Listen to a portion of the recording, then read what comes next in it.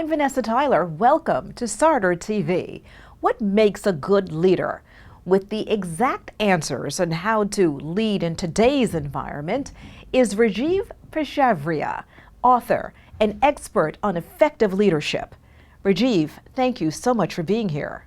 Talk about your success journey. You have been on the inside of many corporations, mega corporations, not only in the United States, but around the world. Let's start where you are right now. Talk about your work in Malaysia. Well, I was living in New York City working for Morgan Stanley, and one fine day I get a call from Malaysia saying that there is this center, a not-for-profit center that focuses on consulting, research, training, and education for leadership and corporate governance. That has been set up by the Central Bank of Malaysia, which is the equivalent of the US Fed, and they were looking for a new CEO to grow it internationally. And so it was just about the time right after the financial crisis of 2008-09, and I was thinking to myself, I need to do something different. And so it literally was an opportunity that came out of nowhere. I went ahead to meet the people, and I've been there 7.5 years. It's been a great run trying to sort of bring a different form of leadership education to the world. You were COO at Coca-Cola and Morgan Stanley. What impact did you have at both, and what needed to be changed? So when I joined Coca-Cola, the company was at an inflection point. It hadn't been doing well for many years, and the board finally brought back a Coke veteran who had left and taken early retirement, Neville Isdell, back as CEO. They convinced him to come back.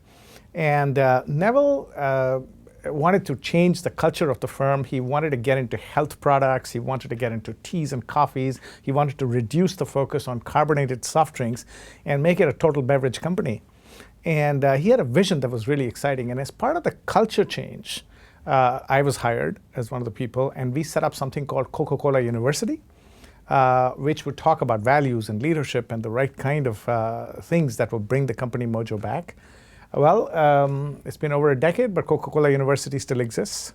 You were also at American Express, HSBC, Goldman Sachs, and these are places with very strong bottom lines.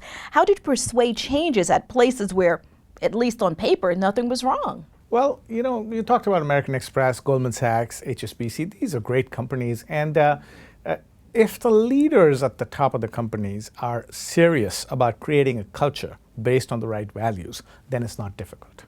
If the leaders want to create a culture of lifelong learning and they put their money where their mouth is, it's not that difficult. And at Goldman Sachs, that was more true than ever before, anywhere else that I knew of. American Express absolutely was a learning culture.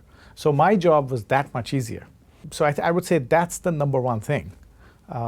In terms of creating a learning culture. Also at Goldman, there were two types of people: those who believed in lifelong learning and good leadership and reflection, and those who said, I'm an investment banker, I just want to make money and all this fluffy stuff is not for me. So how did we convert those guys? Well, we asked ourselves, what do they care about? Well, they care about making money, but they also care about their clients. So what we did is we came up with a novel idea. Why don't we offer our leadership academy to our clients? And if clients speak highly of it, maybe the skeptics within the firm will come around. And that's exactly what happened. We opened it up to clients, and we went to bankers and said, listen, you're doing a M&A transaction, you're bidding for an M&A transaction. Why don't you tell the client that if they did the deal with us, they get the free services of our academy for post-merger integration?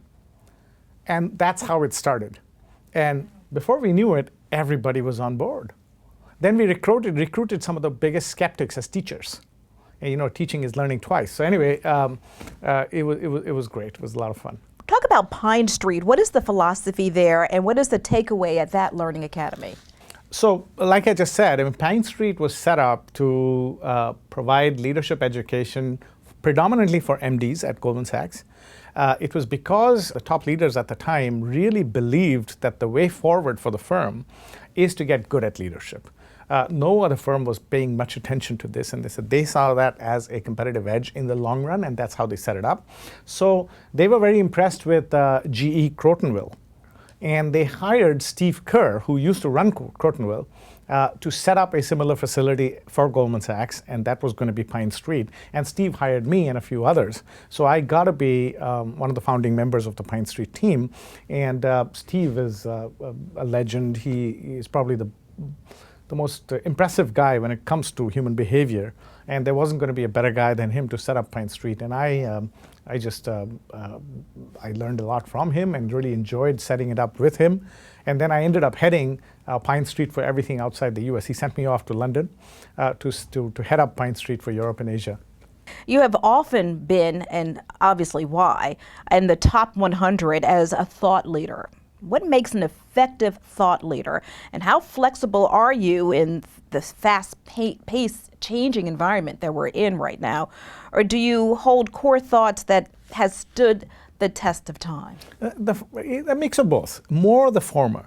I think a thought leader is somebody who is inquisitive. You're always asking yourself, how is the status quo changing, and how should the status quo change? And then what should we do about it? In fact, the best thought leader is somebody who anticipates client or customer needs even before clients and customers know it.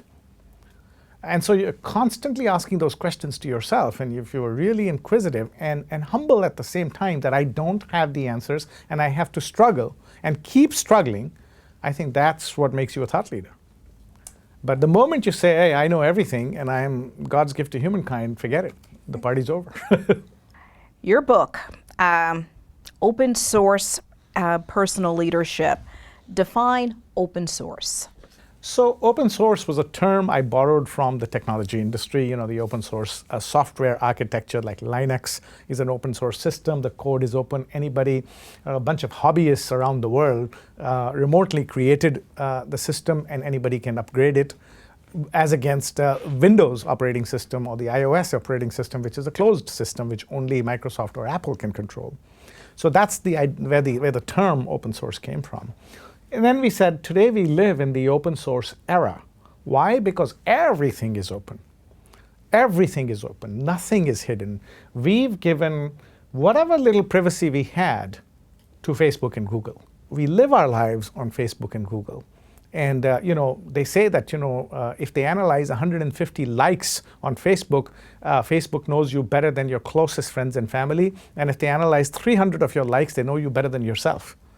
So nothing is hidden. Everything is open. Ordinary people are more empowered than ever before because everybody now has a supercomputer in their pockets, right? And with social media, we have reached beyond more than ever in history. And leaders, on the other hand, are completely exposed even to the point of being naked. So that's how we define the open source era. And ordinary people not only are empowered, they have a lot of freedom. They choose how much and when to work in today's economy. Wow, we get into that. That's interesting. And so open source leadership is about how do you lead and manage in that era. How do you do that? Well, the first thing is you've got to completely understand that this is a time different than any other time in history. As I just described, ordinary people are very empowered. Leaders are completely exposed and naked. So you better understand that, you cannot treat full-time employees the same way as you used to just because you're paying them a salary. Because if you don't give them the freedom that an Uber driver has or an Instacart shopper has in the gig economy, you can do 3 or 4 gigs at the same time and yet have no boss, right? An Uber driver drives when he wants to, doesn't drive when he wants to, decides how much money he wants to make and dials up and dials down accordingly, gets a performance appraisal after every ride. Even then, he doesn't have a boss, right? You got to understand that. And yet, Uber drivers' job satisfaction is amongst the highest in the world, about 73%. And largely because they have the freedom to do what they want when they want it. How do we achieve powerful personal leadership in the 21st century? So the 21st century, the open source era, has another aspect to it, and that is that it has exciting opportunities. Technology is opening up avenues that you've never seen before. Secondly, it's also got daunting challenges. We are at 7.5 billion people right now, going up to 10 billion. And that puts huge pressure on planet Earth, not just climatically, but also in terms of jobs, in terms of, the have and have not divide, and, all kinds of issues. And so everybody talks about the Asian century because all these people are being born in Asia, and Asia is the big market where we must sell our products to, but nobody talks about the daunting challenges. 6 billion of us today have mobile phones, but only 4.5 billion of us have access to a clean toilet, working toilet. Hundreds of millions of people don't have access to clean drinking water. And 1 in 2 beds in a hospital is occupied today because of a waterborne disease. So it's a contrasting century. Just thinking about leadership as showing up and getting work done is woefully insufficient. So the first thing we need to understand is leadership is not a title or a position. Leadership is a choice. It's a choice to struggle hard to create a better future. So it's a burning desire to create a better future. You got to imagine what that better future is, and you got to create it. You got to struggle hard to create it. Whether you'll achieve it or not is a different story. Therefore, we say that not only is leadership is a choice, not a title or position, it's also a journey, not a destination. Because there's no guarantee that you're going to achieve it. But that burning desire to create a better future is what we need today, if we're going to leave the planet safe for the next generation. So maximizing shareholder wealth as the only goal, that's called a boss. That's not a leader. A leader has to create or imagine a better future. What style of leadership is best for creating breakthrough success? So the moment you close your eyes and imagine a better future and decide that you're going to create it, you create conflict. You're creating change, and nobody likes change, right? So what you get is a huge amount of resistance. And the difference between a leader and a non-leader is simply this, that non-leaders give up in the face of resistance, right? Most of us love being liked. We like being loved. We like being accepted by society. But leadership, creating change for a better future, means making people uncomfortable for a while. It means opening yourself up to loneliness, misunderstanding, and unpopularity. And not giving up on that vision, because you've closed your eyes and seen that better future. Others haven't seen it. So there's going to be that conflict, right? So is consensus going to take you there? No way, because people haven't seen the picture that you've seen. Look at anybody in history that's changed the world for the better. They faced huge amounts of resistance before the world understood. Hence, what we believe is, particularly now in the naked era, as I explained earlier, autocratic leadership is the need of the hour, not democratic. And I know that sounds difficult and that sounds strange, but we have a lot of research to show that that's true. Since many are not practicing this best style, what must those business leaders do to change, and how fast must they do it? Well, again, I think the first prerequisite is to be able to imagine a better future, to vividly see the picture that you want to create. And that comes, and then find the inner strength to not cave in to that resistance, because that urge to be liked and loved, if I don't listen to people, people won't like me. So how do you get over that, right? And there are 2 prerequisites. One is you got to develop deep clarity about a set of values that you live by and you believe in. And this is not convenient buzzwords, oh, my values are integrity, honesty, hard work, etc., etc. You live them 24/7, 365, even if it means harm to you and your loved ones. That's how deep that clarity has to be. And second, you develop a values-based purpose, that this is what I'm here in the world to do. And the moment you have that kind of clarity, values and a values-based purpose, we call that leadership energy. That leadership energy gives you the courage to be that tad autocratic that I'm talking about. And eventually it'll become contagious. But I tell you now, you even have places where you can rank your boss online. You bet. You bet. And the interesting thing is, people who chase acceptance and being loved and being liked, right, fade away in memory as unremarkable people. But the people who are leaders the way I'm describing, with strong leadership energy, they may be initially misunderstood and initially unpopular, but they're the ones that history eventually remembers and loves. But you've got to open yourself up to that conflict, and that is not the default human condition, and therefore there will never be an overdose of leaders in human society. We know many workers are opting for free agency. First, why is that happening? And secondly, what position does that put leaders in? How can they inspire those employees and keep them? So again, you look at free agency. 40% of the U.S. Workforce, by some estimates, is already a free agent. And why? Well, there's two reasons why people are opting for free agency. One is because they had no choice. Maybe their job went away and they had to get into the gig economy.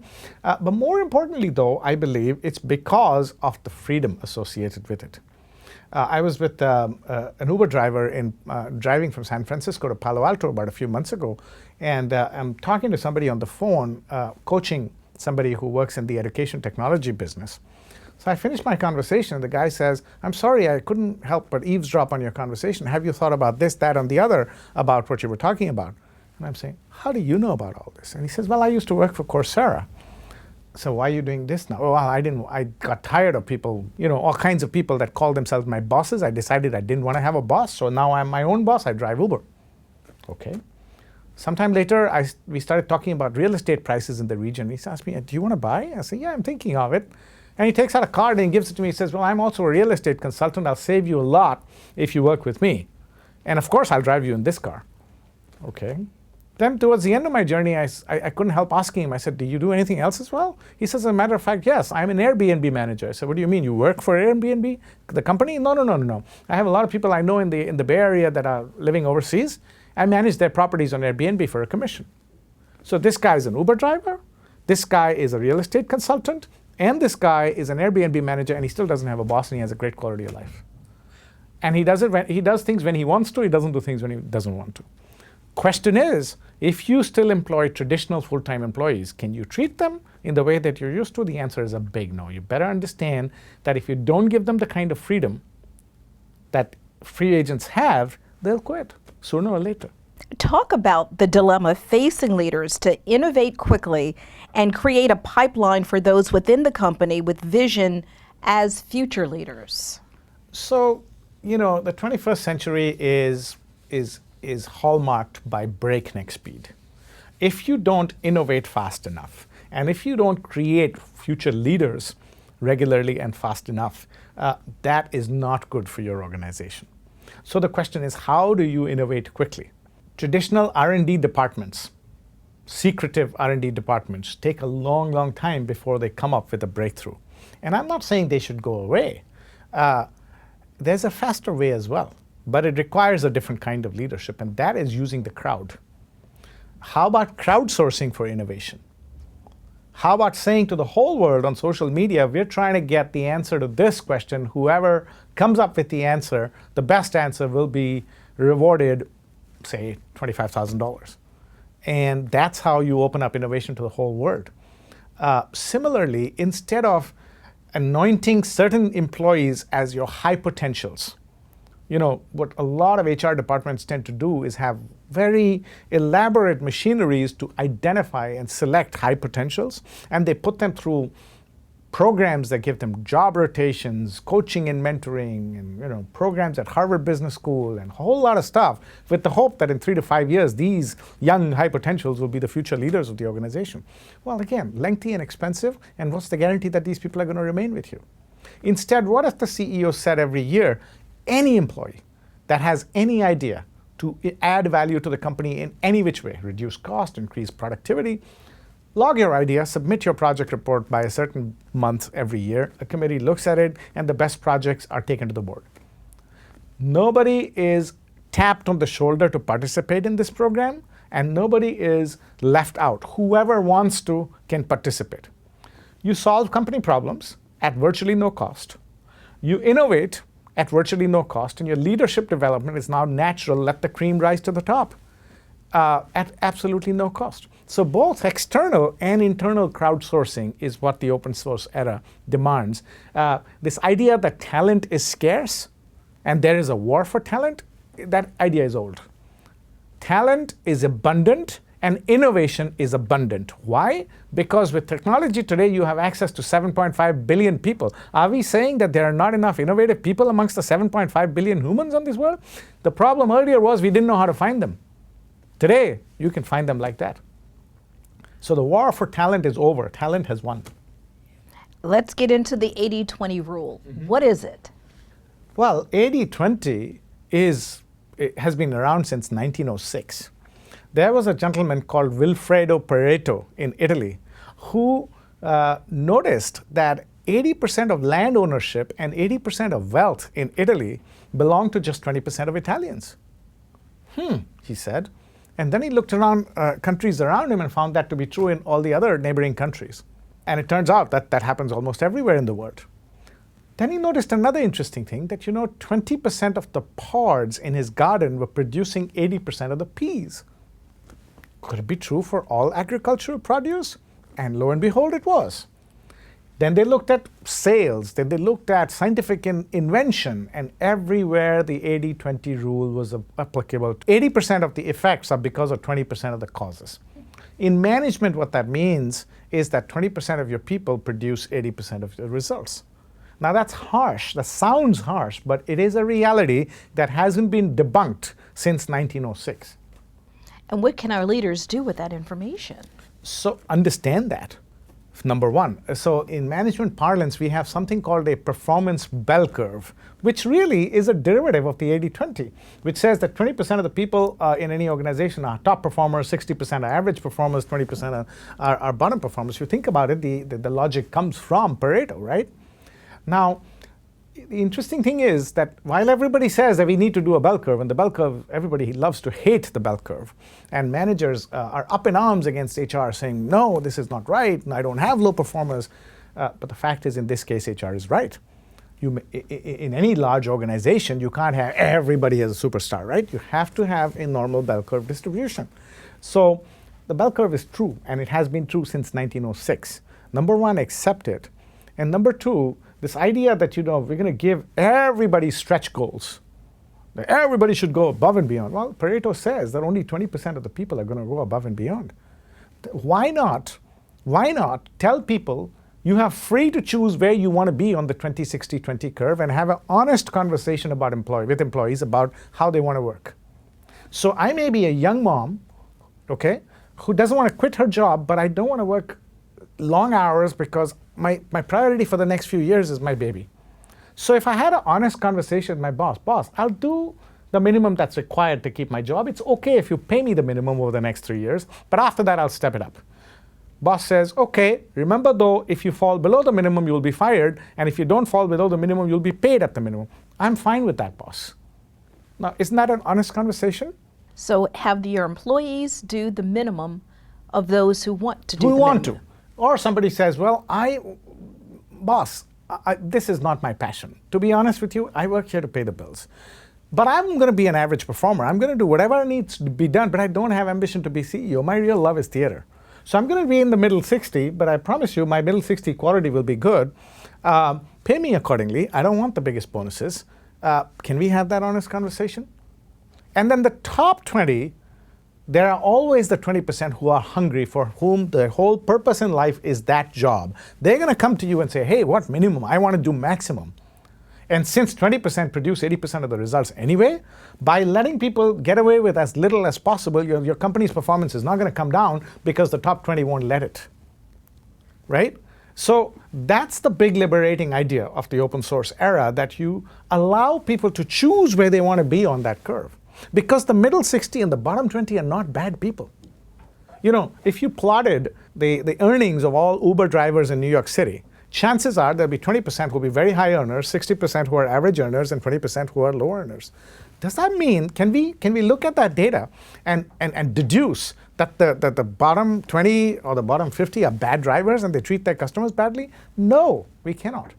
Like I said, they could be young moms who drive only when the kids are at school. They could be college students who are only driving on weekends to make some extra money. The point is, the open source era allows me to choose where I want to be at what point in time. And the top 20 will always be there to produce the 80%. So we have to understand the bottom 20, the middle 60, and the top 20 separately and address their needs separately. And you still get to the destination. You absolutely do. I found this humorous. Many complain about the attitudes of millennials. You have a different approach to talking about millennials. What is it? So my favorite thing is when I have some people in the room who say, oh, these millennials don't get it. They just don't have the work ethic that our generation had. They want everything the easy way out because they can have it. I love it when somebody says that, because here's my counter. I ask them, I say, so do you use Google Maps or Waze when you're driving from one city to the other? Oh, yeah, I do. Why don't you keep an atlas in your car instead? Why? Because using Google Maps is easy and because you can? Why do you use Intuit or Quicken to keep your books? Why don't you keep them manually? Because it's easy? Because you can have it? So what's different about what these kids are doing? And suddenly they go silent. Whoa, I didn't think of that. The point is we live in a different era. And instead of complaining, we might as well accept that the open source era is upon us. And who says that these people don't work hard? Look at the workload that college kids carry these days. My sons, I still have a son in college, and I tell you, I don't remember having worked half as hard through college as he has to work today. That is called serious pressure. And if they don't use a slide ruler and they use a calculator or a computer instead to make it easy, that's their era. So how are leaders approaching millennials on the job? Real good leaders in our open source. They don't differentiate. At the end of the day, humans are humans, and we are all motivated by similar things deep down, right? And what great leaders do is they put out their values and their values-based purpose out there for the whole world to see, right? And those who believe in those values and that values-based purpose will give you their followership wholeheartedly, and those who don't believe it will not. So in that sense, leaders today even crowdsource their followers by putting out there, these are my values and this is my values-based purpose. Come join me if you want to. And that is ageless. How important will money be in the open source workplace? Meaning, will the corporation's ethics win out over money? So I strongly believe that today's generation, millennials as you call them, value meaning more than money. Now they want to make money. Nobody dislikes money, don't get me wrong. But you see, our generation grew up in either the post-Depression West or the post-colonial East. Our number one priority for the most part was financial stability. This generation has that already. So they are looking for meaning more than money. And there was a book out a few years ago called The Purpose Economy. That's what they're calling it. Does that mean that greed and dishonesty is going to get eradicated from planet Earth? No. There'll always be dishonesty. There'll always be greed, and greed will get ahead of us every now and then. But because it's the open source era and because everything is open and naked, you can't get away with that kind of stuff as easily as you could in the time of Enron. You see? So it's going to reduce quite significantly. That's and those who are exposed will go down quickly. Well, go down quickly. You've got examples right now, and Mr. Weinstein is a great example right now of how quickly things went south. So the job for life is gone. What's replaced it? Lifetime employment is gone. Lifetime employability is in. So we're going to have to get used to the fact that we're going to have to reinvent and relearn 6 or 7 times during our working lives to reinvent ourselves so that we can continue to earn a living. The idea that I went to great college and that'll take me through the next 50 years, that's done. That's over. Oh, that may be scary for a lot of people to hear that. Not if you have a learning orientation. Not if you have an inquisitive mind which keeps asking those 2 questions. How is the world changing, and how relevant is my current skill set going to be for how long? And B, what can I learn to anticipate the future and get ready? If you keep asking those questions, the answers are not easy, but if you keep asking and don't give up on asking, you will find the answers. For them, it's not going to be that difficult. It's people who bury their head in the sand, for them it's going to be very difficult. How complex will it be to manage a multi-generational workforce for those leaders? Again, I think the open source era makes things easier. People judge you by your values and your purpose, and since you can be open and honest about it, that appeals to young people, middle-aged people, and old people alike. So, we did a large study before this book asking people, is leadership different in the East and the West? Are expectations of followers of their leaders different from country to country? And we came across, the answer was a big no. At the core, what people expect from their leaders is the same, whether you live in America or whether you live in Japan. The naked autocrat creates breakthrough success. What successful companies use this type of leadership? So it's very difficult to say company A or company B uses this style of leadership, because this is a very individual thing. Are you oriented in a democratic way that you like to build consensus, or are you like one of those my way or the highway kind of people? So I don't know if we can generalize company A does it or company B doesn't do it. But if you look at anybody that's rocked the history of the planet, whether in business or in society, in history, you find that they've used an autocratic style. Steve Jobs, Jeff Bezos, Elon Musk are some business examples. In politics, the former Prime Minister of Singapore, Lee Kuan Yew, the founder and first Prime Minister of Singapore, clearly he was an autocrat. But Singapore has the highest per capita income in the world today. And people not only love him, they worship him in Singapore. So the question is, how do people love and worship an autocrat? Have we been idealizing democratic, all-inclusive leadership all this time? Absolutely. Because we have this great urge to be loved and liked and accepted, and democratic style of leadership is about pleasing people, but pleasing is not leadership. You give an example. You gave us a Kodak moment. Did Kodak use the wrong type of leadership? Well, Kodak clearly missed a big opportunity. The disruptor, the inventor of digital photography, was in their midst. And they clearly did not see it. My guess is consensus got in the way. So in that sense, probably it was the wrong leadership style. What do everybody think? Let's take a vote. That sounds like most board meetings, right? Exactly right. How do companies get on the right side of the digital divide? That's a huge question. There are so many things, but I guess the bedrock will be remain inquisitive, keep asking how the world is changing, how should we be preparing, be prepared to cannibalize your own cash cows, and that's how you stay on top of it. Right now we talk about the digital divide, that some people are very digitally savvy and some people are not, but the digital divide is a temporary idea. That's going to go away. There's going to be no digital divide. There will be only digital. There'll be a digital multiplied and not a digital divide, if you will, because everybody will be digital. So the question is, how do you stay ahead of that? Well, ask, what part of digital is going to destroy my business? Today is all the rage about Uber and Lyft and all these, cab hailing apps. But, with driverless cars, even that's going to go away. So why do you think Uber and others are investing so much into driverless cars? That's called anticipation. That's called asking yourself, how long is digital going to keep my business going, and by when will it be done and over with, and how can I get in front of the curve? If you're not asking that kind of question in the boardroom, that's a problem. And unfortunately, boards around the world are not good at that. Typically, when a CEO presents a bold new vision and a bold new strategy and says to his board, I think we should stop doing this, this, and this, and I think we should go in a completely different direction. I want this investment, and that is the reason why. You know what the first question most boards ask? Where is the best practice report from McKinsey that shows that 10 companies have already done this? If they have, if it is a best practice, here's the money. If you're the only one talking about it, forget it. Best practice, last I checked, copying somebody else's behavior was an act of followership, not leadership. In the open source era, completely inadequate. What are the 5 keys to positive autocratic leadership? Yeah, so as I said, you have a dilemma.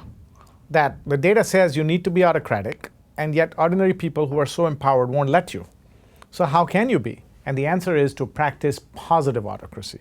And the 5 keys are, the first is you got to build a reputation of being a better future creator, which means you're living the right values and pursuing a values-based purpose at all times. There's no faking there. Second, you master the dance of the naked autocrat. On the one hand, you'll be totally autocratic about your values and your purpose because you've thought through your values and your purpose slowly, deliberately, and carefully.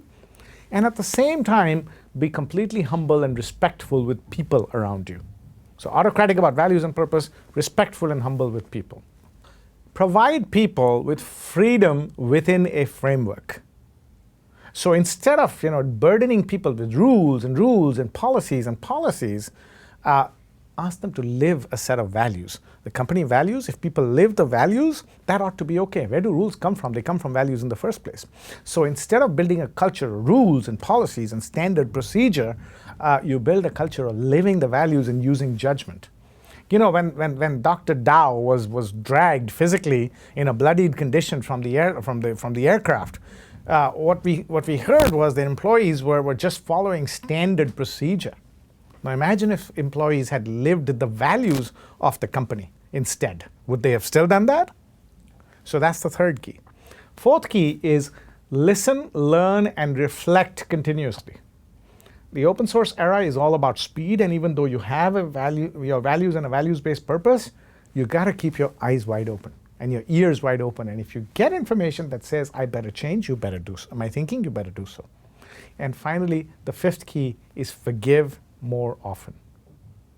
Why forgive?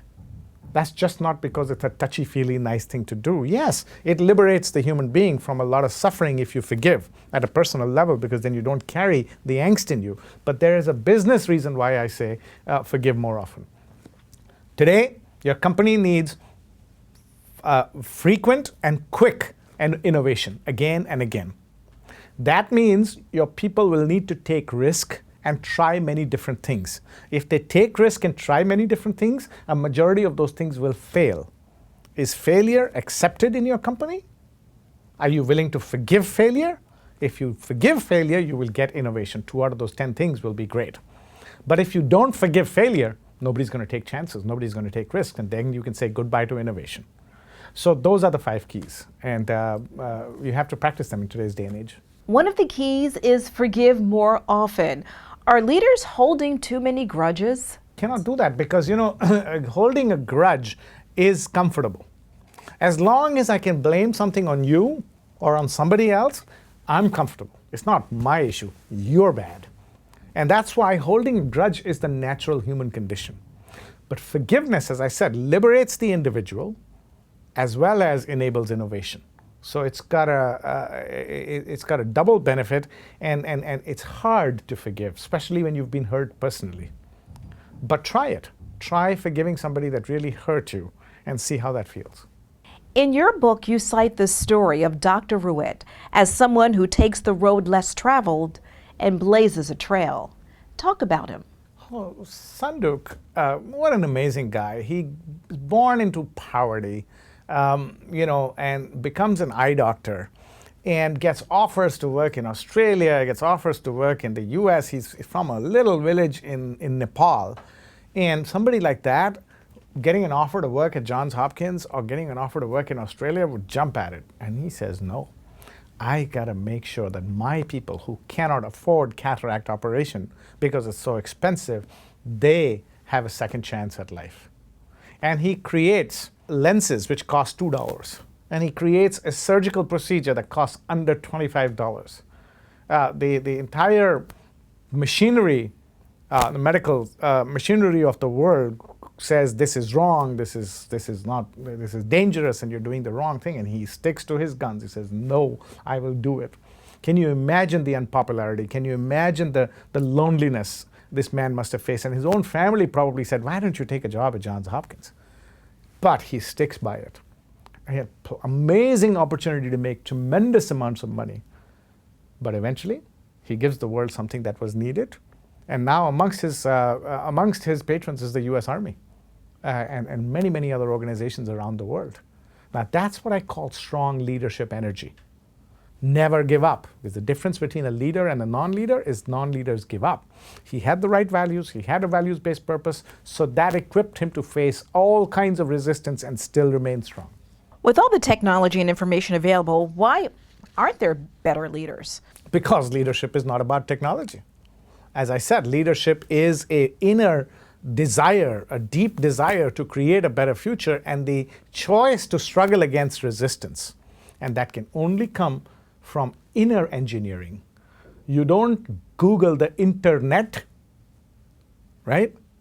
you go inside and you Google the inner net in terms of who am I? Why am I in this world? That's what I use the term borrowed from somebody else, inner engineering, from a spiritual guru back in India who talks about that term. I like that term very much.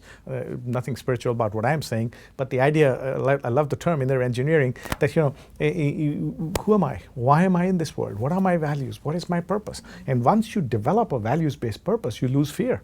Although I would argue that is spiritual in a sense. In a way, yes, Yeah, but it's got nothing, but not religious. Talk about the difference between followership and leadership. If you were to look at the dictionary, followership is followership, leadership is leadership. They're two opposites, right? So there's no conflict. But you look at most leaders, and they're actually not leaders. We have been confusing followership for leadership for hundreds of years. What do I mean by that? We love our kids as parents who listen to us and obey. If they're too rebellious, we whack them into submission. We go to school and college. Who are the teachers' pets? The ones that do exactly what they're told to do, and they're rewarded, with good grades and made class monitors.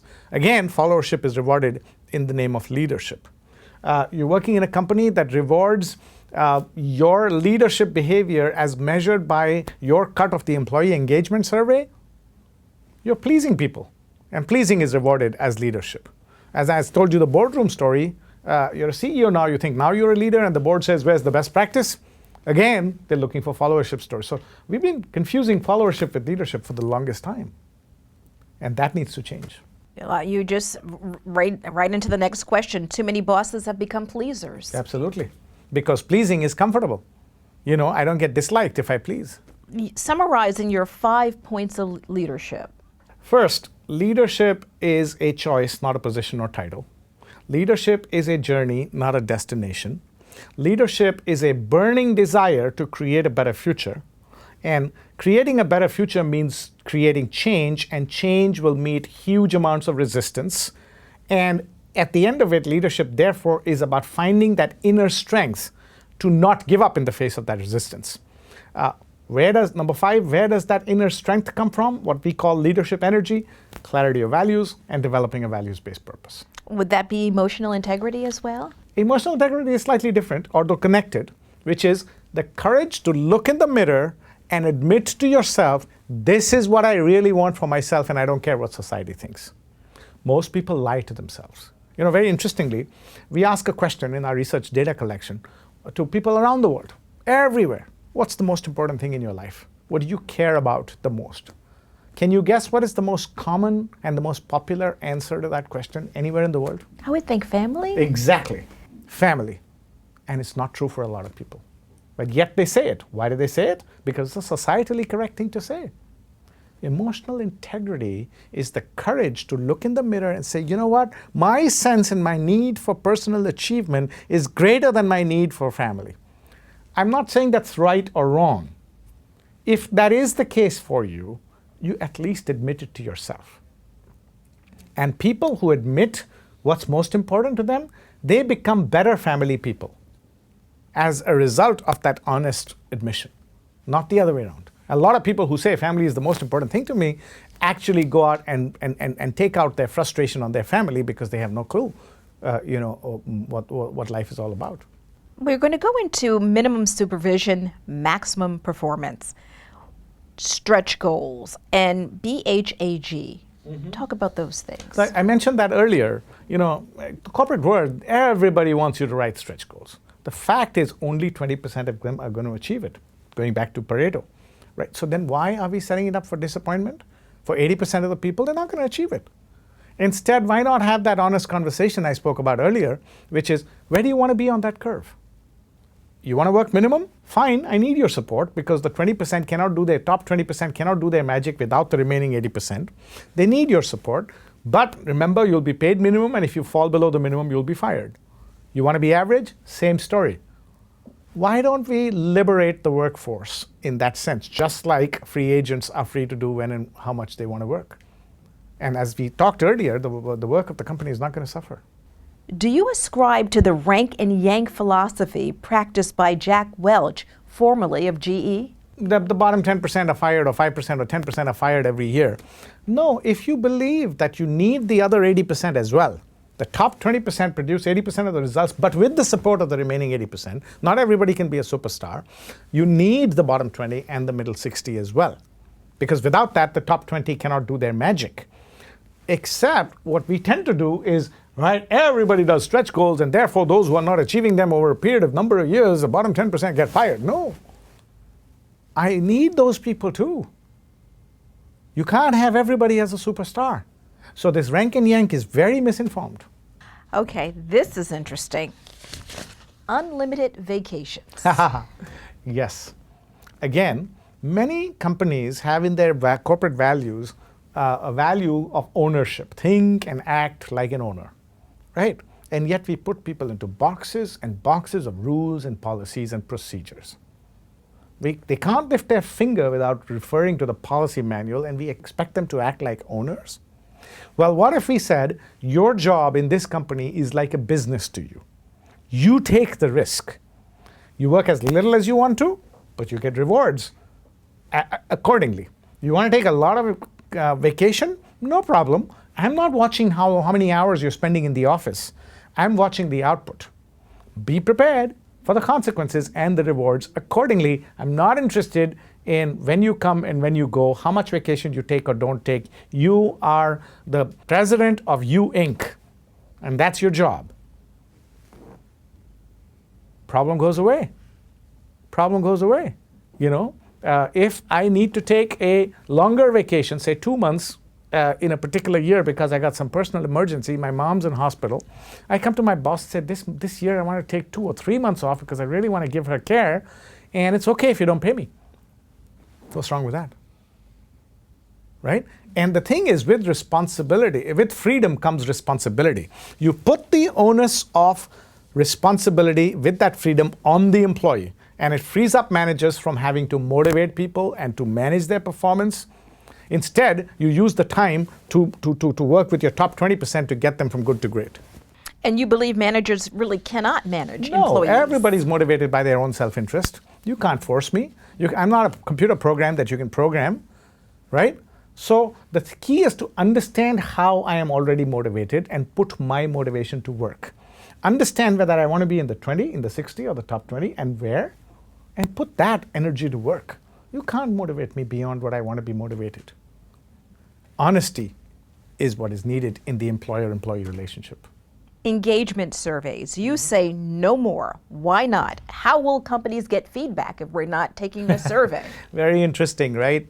So if Pareto is still true, and until I haven't seen anybody debunk it, right?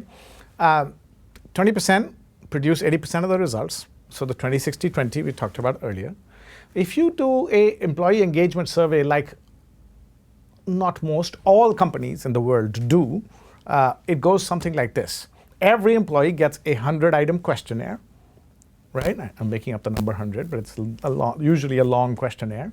And we all give our opinions on each item, and then the scores of each item are averaged. Say 100,000 employees, everybody's scores are average, and then you calculate your top strengths and your bottom items. And then senior management and HR gets together and say, what do we need to do about our weaknesses, and let's do something by way of new initiatives and ideas with which we can pop up the numbers next year. That's how it goes. My question, what happens to the voice of your top 20% performers when you average the data of all 100? It gets submerged. Yeah. It gets drowned under the voice of the remaining 80%, right? Yes. And oftentimes your top 20 are so busy that they don't even take the survey. Whereas the disgruntled ones at the bottom are the ones who are taking the survey, right? Even if you say, no, we do a great job of getting everybody to take the survey, the voice of the top 20 gets drowned under the 80. So by taking action against that average data, based on that average data, are you promoting excellence in your company, or are you promoting mediocrity? Mediocrity. My case rests. So employee engagement is not a good way to understand motivation levels in your company. What should they do? How should they measure? So humans have a great need for belonging. And culture is a place where I can belong. So if you build a culture based on really strong values and a values-based purpose. I work for company A and my company is changing lives for the better because of this. And these are the principles we believe in, and I'm so proud to be in this company. That gives somebody a sense of purpose, a sense of belonging. So build a culture based on values and purpose, and do a values-based 360-degree feedback system instead of an engagement survey if you want to really understand how motivated your people are and how committed your people are. That said, if you really want to do employee engagement surveys, there is a better way of doing those too. Ask your top 20% separately the same questions, ask your middle 60% separately the same questions, and ask the bottom 20%. Today we live in the age of big data. Everybody knows, HR knows who is where on the bell curve. Why not give them the survey separately? Understand the needs of the three segments separately because their needs are different, and then address them separately. That's if you really want to do surveys. My preferred solution is a values-based 360. Talk about the use of culture to drive engagement. You work hard and build that culture based on values. And how do you build that culture based on values? Many companies have a list of values in the hallways and this and the other. So I asked them, so tell me, how do you know that these values are actually alive in your company? Oh, when we interview, we ask people about their values. When our senior leaders give talks and town halls, they talk about these values. When we do performance appraisals, typically there is a section which says, is this person living the values? And I said, well, is that section in the performance review linked to compensation and rewards? Mostly not. So what's the point? If you want to build a culture, first of all, have the right values, articulate them. Then secondly, make sure everybody understands them. And the step 3 is the most important. Make sure they count. Make rewards and punishment and compensation completely linked to the values. Find a way to measure. Then you will build the right culture. We talked earlier about crowdsourcing as the new R&D. Did you want to expound upon that just a little more at all? I wouldn't say it's a new R&D. It's an addition to traditional R&D. And we've already talked about, how you can open up to the whole world and say, we are looking for a new design of X, or we're trying to solve this problem. Who has an idea? But it requires very confident leadership. And again, it's not new, but we're just kind of like looking again at this. Yes, this is not a new idea. Yeah. The first Oxford English Dictionary, which dates back to the 18th century, was a result of crowdsourcing. So the idea has been around forever. And it just technology makes it so much easier today. And there are platforms available where you can use to reach out to hundreds of millions of people. And companies, of course, using crowdsourcing, as you mentioned earlier, to innovate, to look for ideas, throwing it out there, and whoever comes up with the best idea, use it externally or internally. Internally, yeah. What are the dangers, though, of getting ideas from the crowd? Well, you lose control. You're opening up the whole kimono, and there's nothing. You can't keep anything a secret anymore. Secondly, it makes some people insecure inside the company if you open everything up to the crowd, right? And then there are intellectual property issues, ownership of IP issues that come in. But none of these are reasons not to do it. And you believe that the next leader may come from that crowd. How does it matter whether I produce results myself or I produce results through the crowd? If I'm producing results, my job as a leader is not to make magic happen, not to do the magic myself, but to make or facilitate the magic. And whether I'm using the crowd or I'm using somebody else or myself, it shouldn't make a difference. There are a lot of leaders who would be going under tremendous change by innovating all of these ideas into their businesses. And do you think many leaders are ready for this? What I'd like to say is they better be. The open source era is here, whether you like it or not. And it's a different world. Complaining about how it used to be in my days and complaining about how the millennials don't get it is not going to cut it. Accept the reality and ask yourself, what do I need to do in order to survive and thrive? And if you don't, good luck to you. Thank you so much for joining us. You were terrific. Thank you. Thank you for your information. Thank you for having me. And thank you for watching. I'm Vanessa Tyler. Join us next time on Starter TV, where creative thinkers and leaders come to share their ideas.